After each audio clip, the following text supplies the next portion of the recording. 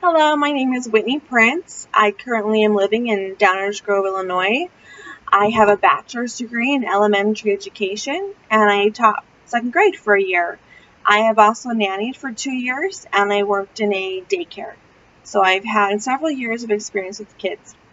Today I'm going to read for you, Miss Nelson is Missing.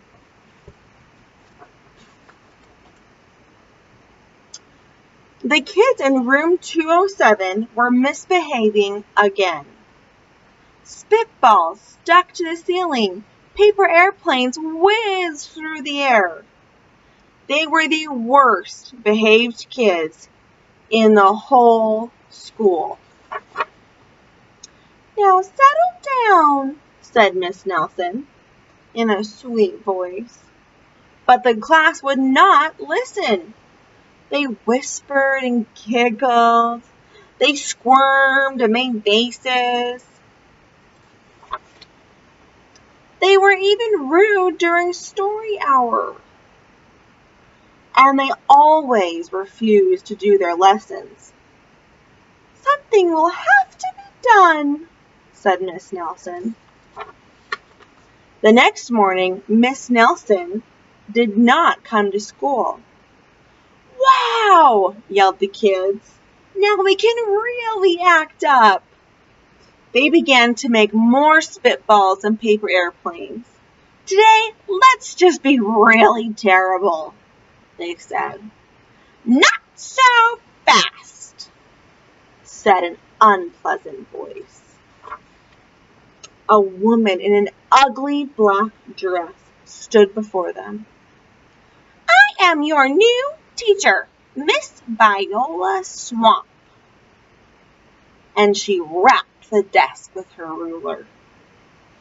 "Where is Miss Nelson?" asked the children. "Never mind that," said Miss Viola Swamp. "Open those arithmetic books." Miss Nelson's kids did as they were told. They could see that Miss Swamp was a real witch. She meant business. Right away, she put them to work doing homework.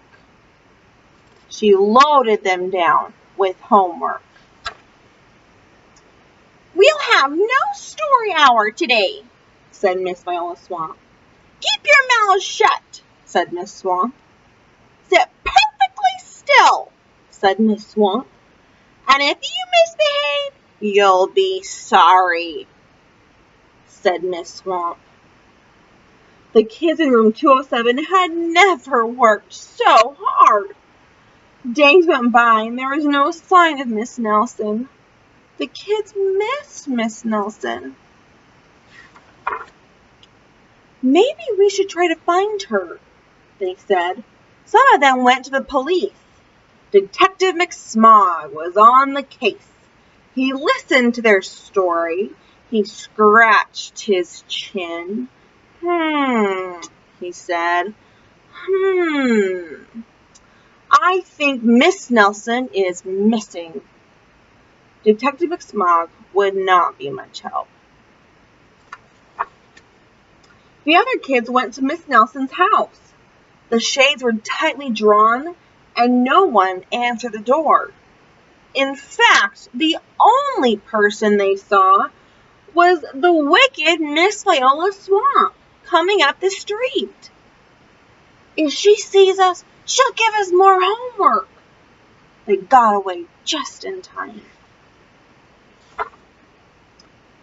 "Maybe something terrible happened to Miss Nelson. Maybe she was gobbled up by sharks," said one of the kids, but that didn't seem likely. "Maybe Miss Nelson went to Mars," said another kid, but that didn't seem likely either. "I know," exclaimed one know-it-all.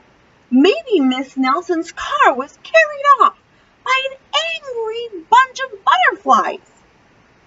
But that was the least likely of all. The kids in room 207 became very discouraged. It seemed that Miss Nelson was never coming back. and they would be stuck with Miss Viola Swamp forever. They heard footsteps in the hall. "Here comes a witch," they whispered. "Hello, children," someone said in a sweet voice. "It was Miss Nelson. Did you miss me?" she asked. "We certainly did," cried all the kids.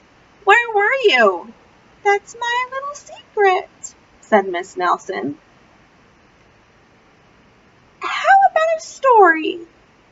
"Oh, yes," cried the kids. Miss Nelson noticed that during story hour, no one was rude or silly. "What brought about this lovely change?" she asked. "That's our little secret," said the kids. Back home, Miss Nelson took off her coat and hung it in the closet, right next to an ugly black dress. When it was time for bed, she sang a little song. "I'll never tell," she said to herself with a smile. P.S. Detective McSmog is working on a new case. He is now looking for Miss Viola Swamp. Thank you so much.